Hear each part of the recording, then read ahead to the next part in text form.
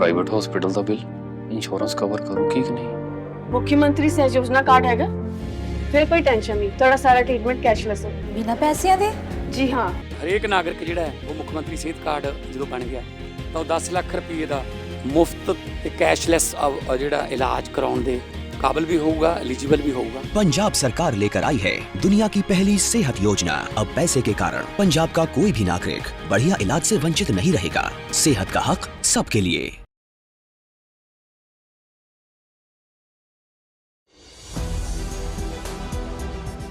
नमस्कार दोस्तों, क्या नरेंद्र मोदी सरकार सच बर्दाश्त नहीं कर सकती है? क्या अमित शाह सिर्फ झूठ बोलेंगे और साजिशें रचेंगे? क्या भारतीय जनता पार्टी और उसकी साजिशों ने भारत को एक निचले पायदान पे पहुंचा दिया है कि हम वैश्विक जगत पर आज किसी भी ताकत का सामना नहीं कर पा रहे हैं और हम इधर उधर के रास्ते ढूंढ रहे हैं? और क्या राहुल गांधी ने सचमुच नॉर्थ ईस्ट का अपमान किया है? और क्या अब शंकराचार्य स्वामी अभिमुक्तेश्वरानंद उत्तर प्रदेश के मुख्यमंत्री अजय सिंह बिष्ट उर्फ आदित्यनाथ से यह कहेंगे कि साबित करो कि तुम हिंदू हो? जी हां, ये सारी बातें सामने हैं। अमित शाह जब जाते हैं असम में तो वो वहां पर कहते हैं पता नहीं क्या है कि राहुल गांधी को नॉर्थ ईस्ट से दुश्मनी है, राहुल गांधी नॉर्थ ईस्ट का अपमान करते हैं और न जाने क्या क्या कहते हैं। जब अमित शाह यह कहते हैं तब सवाल उठता है कि आखिर राहुल गांधी ने ऐसा क्या किया है कि नॉर्थ ईस्ट का अपमान हुआ है? तो अमित शाह बताते हैं कि जो असमिया गमछा था वो राहुल गांधी ने राष्ट्रपति भवन में नहीं पहना।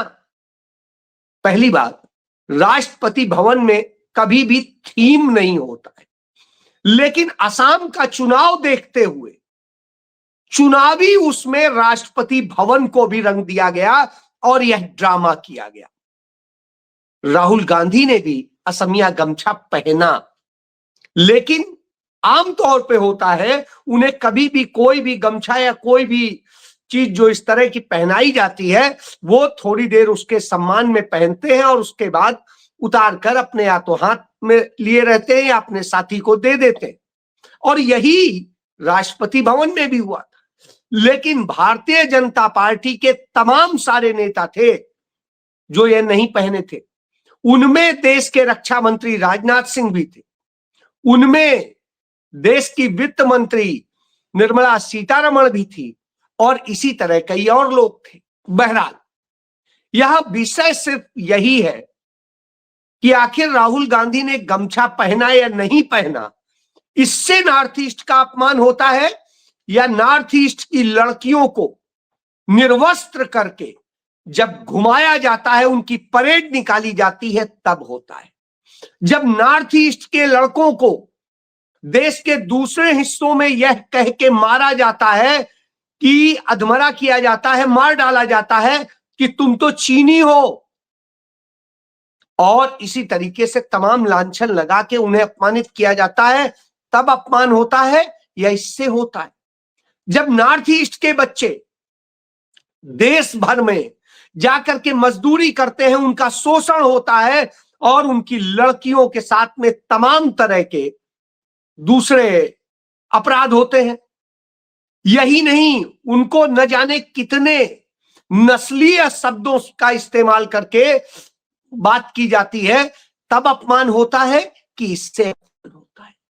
क्योंकि नरेंद्र मोदी सरकार में नॉर्थ ईस्ट के लड़के हों, लड़कियां हों, उनके तमाम सारे परिवार हों, सबके साथ इस तरह की घटनाएं हुई हैं।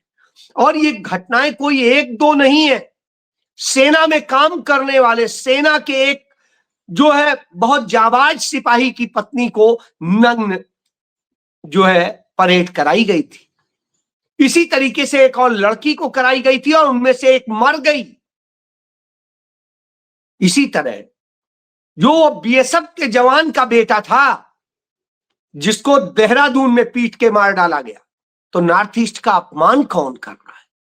नॉर्थ ईस्ट के बच्चों को जो स्पेशल प्रिविलेज मिलती थी, वो प्रिविलेज भी खत्म कर दी गई। वह भी नरेंद्र मोदी सरकार ने ही किया है, और यह तब किया है जब नॉर्थ ईस्ट ने बीजेपी को पूरा साथ दिया, सरकार बनवाई, तब यह स्थिति है। यही वजह है मणिपुर में वहां की जनता ने बीजेपी को नकार दिया।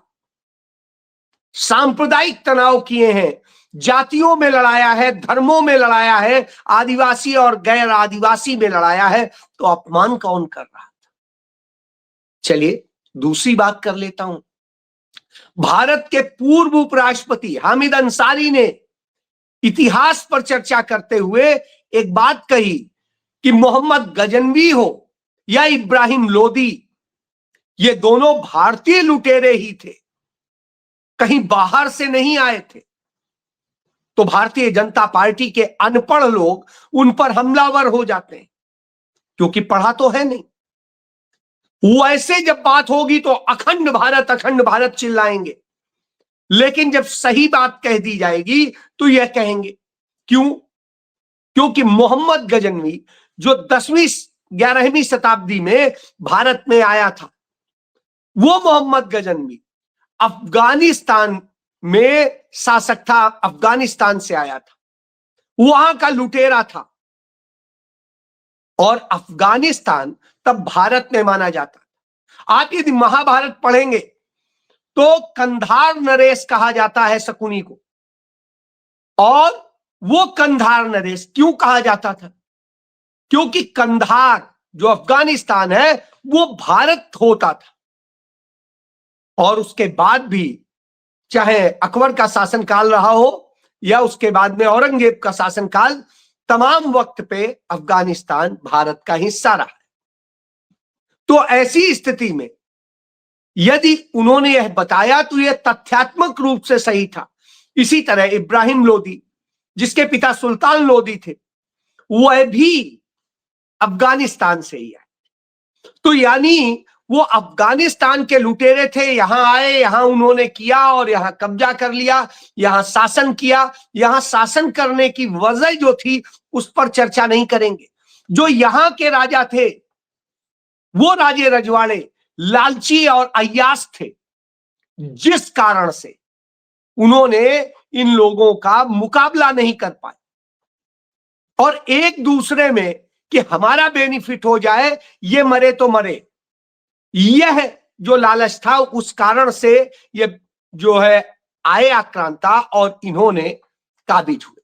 और ये एक नहीं है, इसके पहले भी बहुत सारे जो बाहर से आए उनको ये अपना बताने लगते हैं।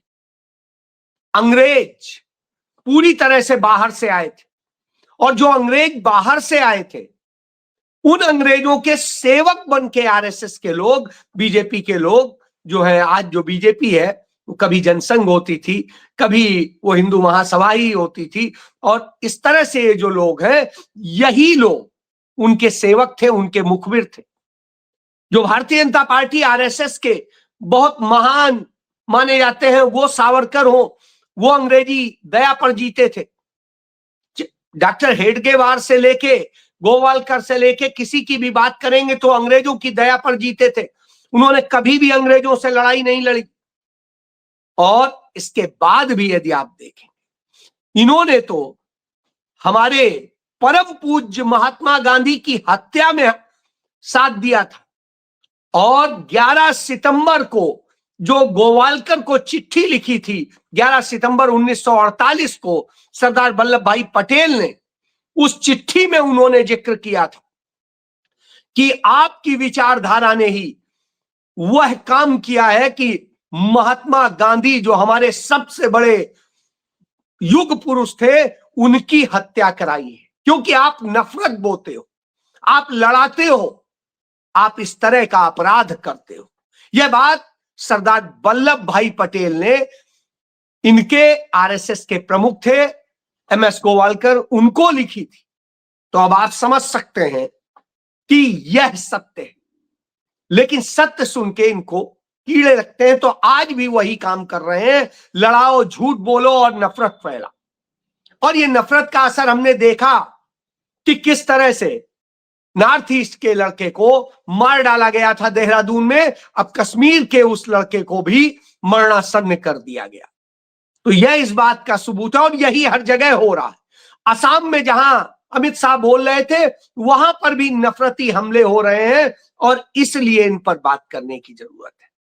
इसलिए भी बात करने की जरूरत है क्योंकि इन्होंने नफरत फैलाने के लिए जिस तरह से यूजीसी नियमों का नोटिफिकेशन जारी किया और फिर उस नोटिफिकेशन के बाद में जो आरएसएस बीजेपी के सहयोगी थे, जो उनके सबसे काडर वोट हैं, उन्होंने ही उसका विरोध शुरू किया और पूरे देश में विरोध किया।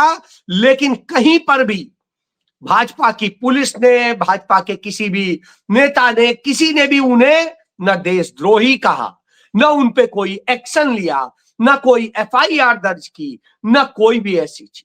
उन्होंने भाजपा के मंत्रियों को भी घेरा, विधायकों को भी घेरा, सांसदों को भी घेरा, सबको न जाने क्या क्या कहा।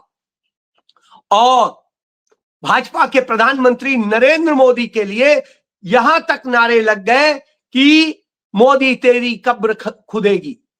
जब ये सब नारे लग रहे थे तब भी इन्होंने नहीं रोका। क्यों?